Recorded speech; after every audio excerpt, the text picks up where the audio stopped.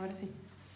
Bien, nosotros habíamos dicho de que una vez que tenemos el estado de propiedad horizontal, tenemos estas unidades funcionales como objeto complejo, como lo habíamos aclarado en su momento.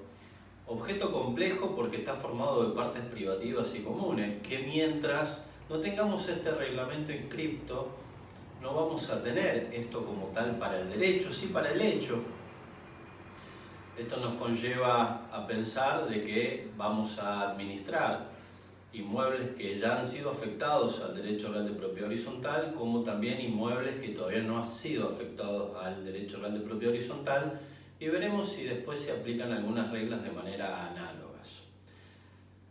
Nos centramos entonces en el reglamento inscripto y en el inmueble afectado al derecho real de propiedad horizontal y a este estado de propiedad horizontal.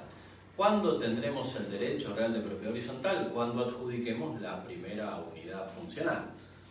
Esto quiere decir que mientras no hagamos la adjudicación o la venta de la primera unidad funcional en cuanto al titular tenga una escritura de adjudicación sobre esa unidad funcional, no tendremos técnicamente todavía el derecho real de propiedad horizontal.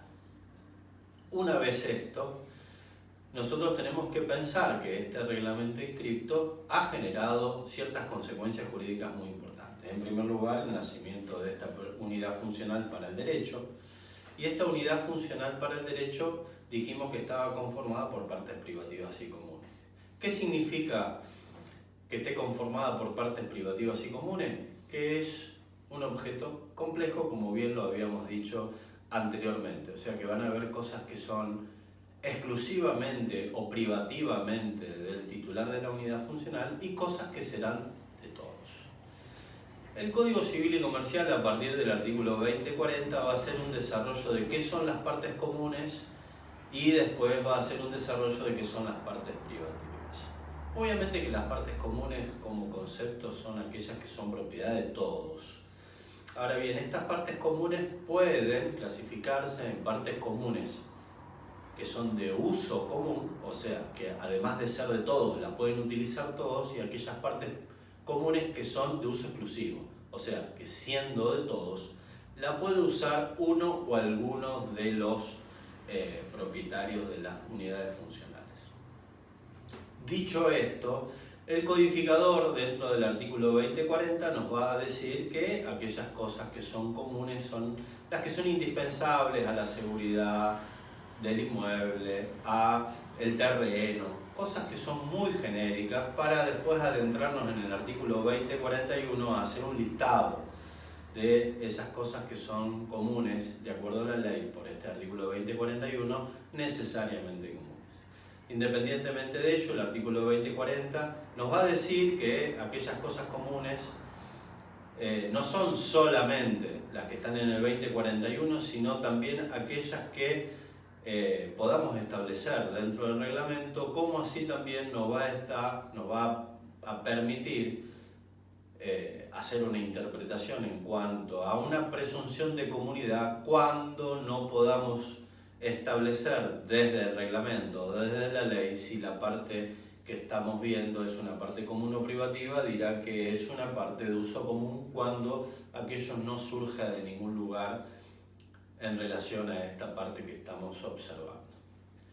Dicho esto, vamos a ver que el artículo 2041, donde hace una enumeración de las partes comunes, como ya bien dijimos, no es una enumeración taxativa, sino meramente enunciativa, nos trae supuestamente algunas soluciones históricas en relación a algunas cuestiones, básicamente las de público conocimiento, como pueden ser el tema de cañerías, donde supuestamente la ley aquí nos ha tratado de resolver los problemas jurisprudenciales históricos de 60 y pico de años de la ley de propiedad horizontal 13512, que era una ley que tenía muy poca desarrollo normativo, y de este desarrollo normativo escaso ha surgido gran proliferación de doctrina y jurisprudencia, y por ende hoy tenemos un Código Civil y Comercial con 33 artículos de propiedad horizontal de los escasos 17 que tenía la ley 13512. este artículo 41 tiene una finalidad de resolver algunos problemas históricos. No sé si soluciona del todo el problema, pero tenemos un punto de partida sobre esas cosas necesariamente comunes que deben estar dentro del reglamento. La pregunta es si estas cosas necesariamente comunes pueden dejar de serlo o no. Nosotros tenemos una postura en cuanto a sí pueden dejar de serlo las cosas necesariamente comunes, dejar de ser comunes y puedan ser privativas o directamente no existir. Para el caso de que nada se diga serán necesariamente comunes, y para el caso de privatizarlas deberemos tener en cuenta el artículo 2040, o sea, no desvirtuar el sistema. El artículo 2042 nos habla de las partes comunes no necesariamente comunes, el código habla de no indispensablemente comunes.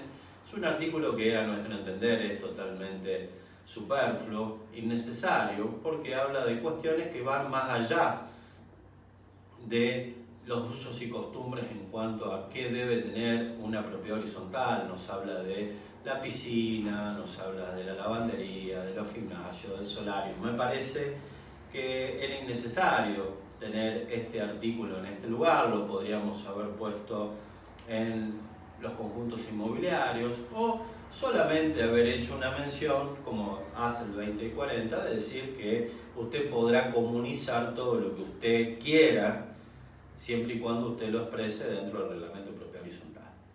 El artículo 2043 nos habla de las partes privativas, un artículo muy importante porque este artículo sí ha provocado algunos cambios, pero nada extraño de acuerdo a lo que la doctrina de jurisprudencia establece con qué son las partes privativas de una unidad funcional. Y aquí dirá el codificador que la parte privativa es el famoso cubo de aire o la doctrina del cubo de aire.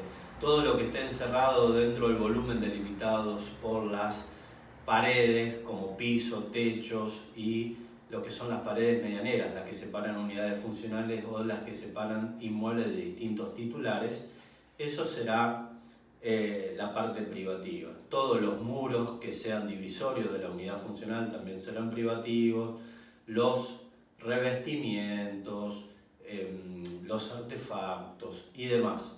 ¿Esto qué quiere decir con el y demás? Quiere decir que también las partes privativas son meramente enunciativas, las que surgen del 2043, podrán surgir más partes privativas establecidas dentro del reglamento de propiedad horizontal, y esto nos permite decir que en el reglamento de propiedad horizontal podemos comunizar partes que podrían ser privativas o a la inversa, o establecer otras partes privativas no enumeradas dentro del artículo 2043.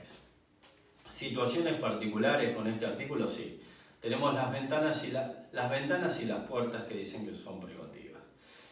Esto nos lleva a pensar la posibilidad de que un propietario quiera cambiar la puerta o quiera cambiar la ventana, afectando lo que podría ser el aspecto exterior de la unidad funcional, cosa que hoy no está contemplada de manera expresa dentro de la ley, si podríamos o no modificar el aspecto exterior.